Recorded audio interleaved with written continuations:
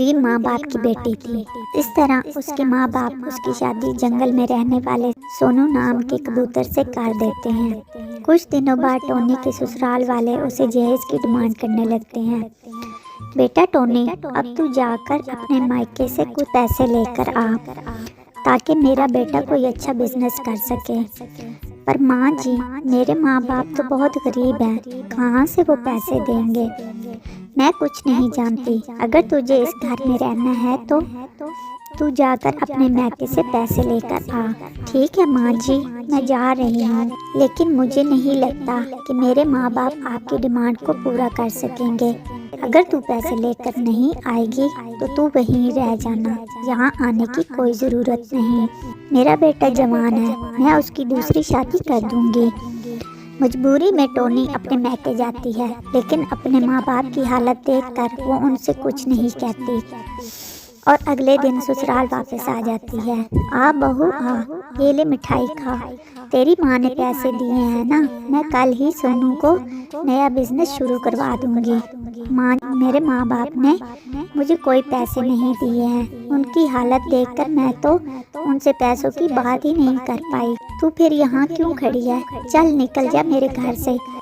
अब मैं अपने बेटे की दूसरी शादी किसी अमीर चिड़िया के साथ करूंगी। इतना कहकर टोनी की सास उसे घर से बाहर निकाल देती है। टोनी रोती हुई अपने मायके चली जाती है और कुछ दिनों बाद उसकी बेटी होती है। टोनी दूसरों के घरों में झाड़ू पोछा करके अपनी बच्ची को पालने लगती है। ऐसे ही कई साल गुजर जाते हैं। जब टोनी की बेटी रानी स्कूल घर आती है, माँ ये देखो, मेरे जूते टूट गए हैं। मेरी दोस्तें मेरा मजाक उड़ाती हैं, मुझे नए जूते दिला दो ताकि मैं स्कूल डालकर जाऊँ। ठीक है बेटा, मैं दिला दूँगी, लेकिन 1-2 दिन रुक जा। जैसे ही मुझे महीने के पैसे मिलेंगे मैं तुझे नए जूते खरीद कर दे दूँगी।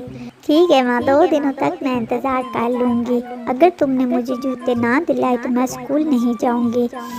2 दिनों बाद जब टोनी रानी के लिए जूते लाती है, रानी देखकर खुश हो जाती है। इसी तरह वक्त गुजरने लगता है। रानी अब बड़ी हो जाती है। टोनी को रानी की शादी की फिक्र सताने लगती है। ऐसे ही एक दिन रानी माँ के पास आकर बताती है, माँ मैं जंगल में काम करने वाले कल्लू कौवे से शादी करना चाहती हूँ। तुम कहो तो मैं उसे लाकर तुमसे मिलवा दूँ। ठीक है बेटा, तुम्हारी जैसे मर्जी। अगर तू उस कौवे के साथ खुश है तो मैं भी खुश हूँ। रानी कल्लू कौवे को माँ से मिलवाती है। जल्द ही शादी की तारीख पक्की हो जाती है।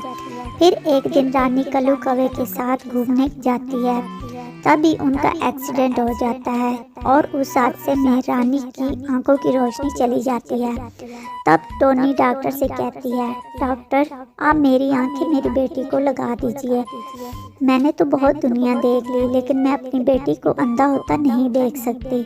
टोनी अपनी आंखें अपनी बेटी को दे देती है। फिर कुछ दिनों बाद जब रानी ठीक हो जाती है, माँ तुमने अपनी आंखें मुझे दे दी थी, अब मैं तुम्हें अकेला नहीं रहने दूंगी। तुम्हें मैं अपने साथ अपने घर लेकर जाऊंगी। रानी की शादी हो जाती है और वो अपनी माँ को अपने साथ ले जाती है।